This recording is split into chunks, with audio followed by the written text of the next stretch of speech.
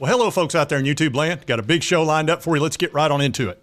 All right. Well, I was going to do a show completely different than this one, but the NCAA finally came out with some of their findings and their penalties.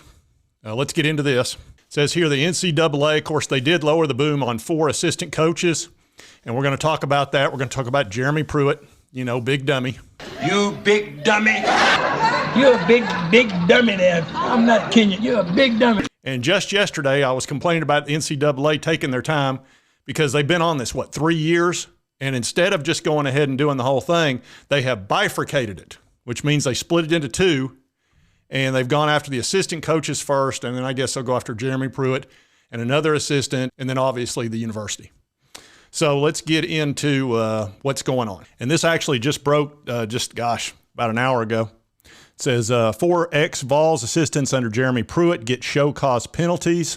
It says 4 former Tennessee assistants, they're receiving the show cause penalties for recruiting violations under Coach Jeremy Pruitt. It says Tennessee and individuals involved in the case have contested either the alleged violations, the applications of certain penalties, or both, according to the NCAA, and that portion of the case will be considered by the Committee on Infractions during a hearing, after which the committee will release its full decision. The assistants that are receiving show cause are Brian Niedermeyer, Shelton Felton, Drew Hughes, and student assistant Michael Magnus will receive show cause penalties stemming from their roles in alleged recruiting violations.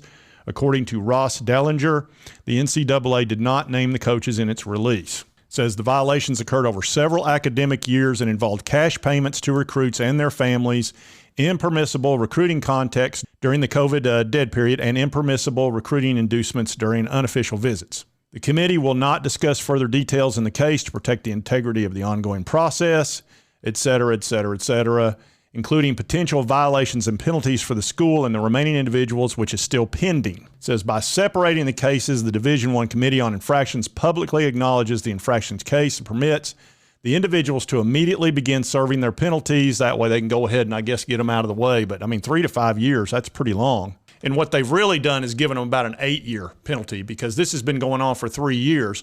So you give them a 3 to 5 year show cause, add that to the 3 years where they probably couldn't get hired anywhere. So really it's a 5 to 8 year penalty. And that's what the NCAA does.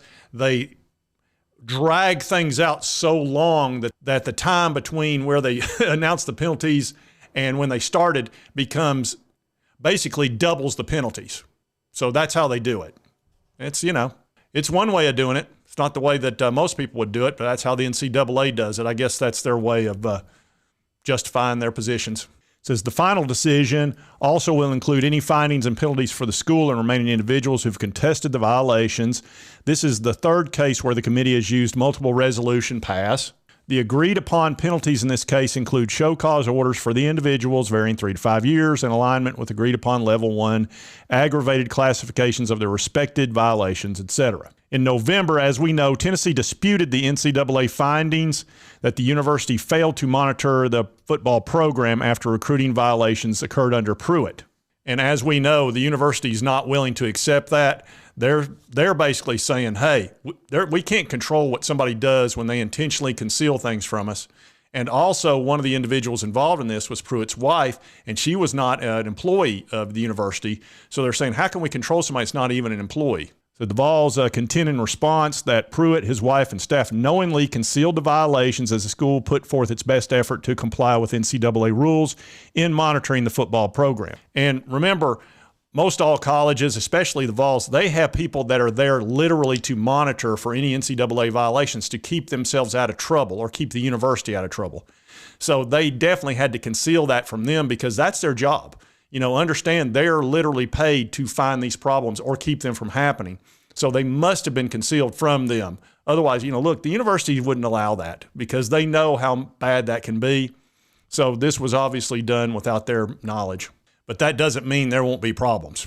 They're still going to try to penalize you on some level. They just, you know, that's just how the NCAA is. However, they have changed a lot of their bylaws in that they're not supposed to punish kids on the team now who had nothing to do with those violations.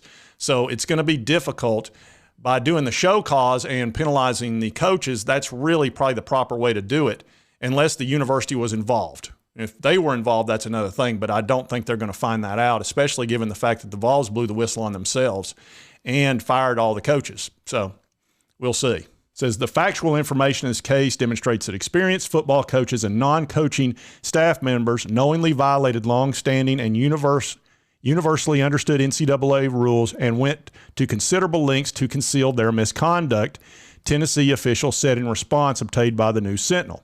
The record also supports that the university monitored football recruiting visits in accordance with industry standards. It says Pruitt used a Chick-fil-A bag to give several $100s to a mother of a UT player after Pruitt was approached by the mother in late 2020.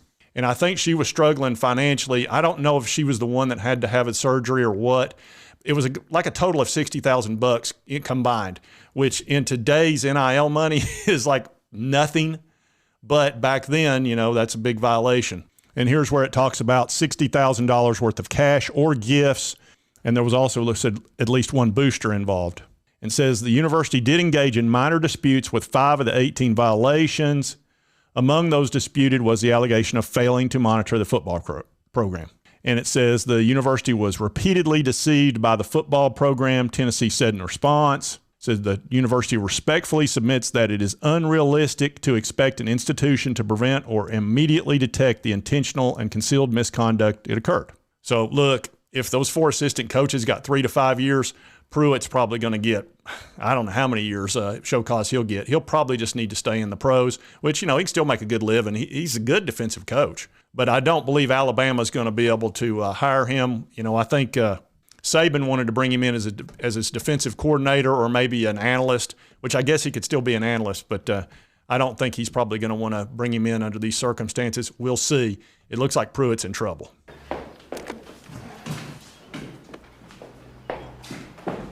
Yep. He's going to be pulled out into the hall. And it talks about how Pruitt finished his 3 seasons with a losing record of 16-19. Then Josh Heupel came in and turned the program around, including 11 wins last year. So he immediately turned us into a winner. So Josh Heupel got a big extension the other day. What's it, $9 million a year, which is about what I expected him to get. You know, that's the going rate for a winning coach. Look, there are coaches that aren't anywhere near as successful as Heupel, and they're making just as much. But anyway, that's what's going on. And I was getting ready to do a totally different show, but you just never know what's going to pop up when it comes to the Vols. As you know, Tony Vitello has also been reinstated. He was suspended for 3 games. And AHUNA is also available to play a shortstop. He was a big-time get in the transfer portal. We had a little bit of an issue there, and I think that's why they leaned towards, you know, going ahead and suspending the coach for 3 days, just to be careful, because this is hanging over their head, and you don't want the NCAA looking at something else in a serious way. So that explains that. We've got a big game tonight with the basketball team, Arkansas.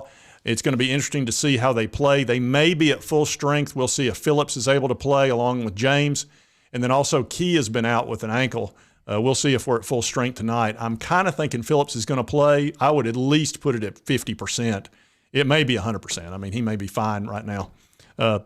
They said in the last warm-ups on Saturday that he would look like he would probably go, but he didn't. And, of course, James had a great game, 18 points in 21 minutes. And as we've talked about, when James hits from 3, we're almost unbeatable, because you can't stop all our 3-point shooters if he's out there. You know, you've got Ziegler, and, of course, you've got Vescovi. But if he's out there hitting or making a decent amount of shots, it really makes it difficult for the defense to handle us. So it'll be a fun game. I hate it's at 9 o'clock. That's pretty late for me. But anyway, I'll be watching, and I'll be reporting on it. And if you like this content, be sure to hit that like button. Let's me know to continue to cover the Vols and all these NCAA ongoing things and pretty much all SEC stuff. And if you've not subscribed, it's right here on the left. Just hit that little button. Cost you nothing. A lot of y'all watch my videos. You don't hit that button. Just boop. It's all you got to do. It's so easy. Helps me out. Anyway, and right over here, YouTube puts my most recent video, something you might really like. Check that one out. It's pretty popular. And we'll see you next time on Sports Talk J.